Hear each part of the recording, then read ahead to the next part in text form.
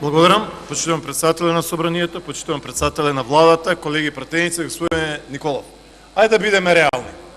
Господине Николов, вчера излезе податок за извозот од зоните. Извозот од зоните во првите 5 месеци е поголем од 700 милиони евра. Значи, зоните имаат дневен извоз, дневен, секој ден, од околу 3 милиони евра. И тоа за вас е ништо. Тоа за вас не е доволно.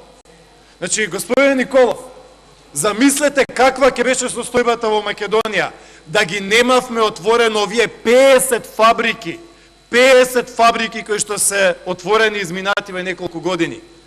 И мене ме е јасно дека состојбите не може да се споредуваат. 50 фабрики отворени, наспроти нула, ниту една, никогаш отворена фабрика од страна на влада на СДСМ. И јасно е тоа дека е поразително за вас. Напротив, имате повеќе од 200 затворени фабрики. Значи, ние треба да споредуваме 50 отворени фабрики, наспроти 200 затворени фабрики во времето на СДСМ.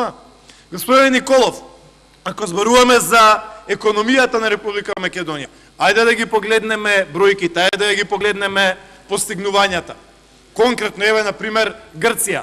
Од 2008 година до сега Грција има вкупен пад на нивниот БДП од околу 30%, соседна земја на Македонија, со милиарди и милиарди директна европска помош, десетици милиарди евра.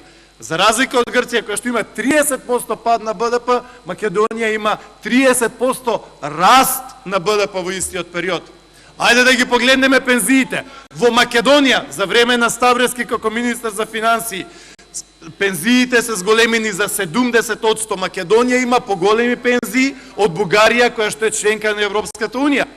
Кажете ми една земја во цела Европа, во која што последниве десетина години имаме 70% раст на пензиите.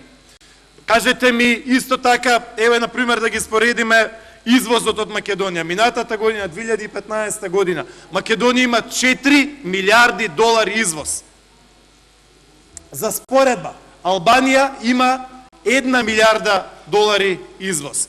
Косово има 400 милиони, слично популација како Македонија. 400 до 500 милиони долари извоз. Македонија има 4 милиарди. Црна Гора има само 20%, 17 поточно, покриеност на увозот со извоз. Македонија има веќе 72%. Босна и Херцеговина дури сега почнува да гради патишта, Македонија веќе на големо гради 3 автопати. И така натаму, и така натаму. Значи, економските успеси се евидентни, не може нихилистички да се негираат, затоа што нема со што да се споредува. Благодарам.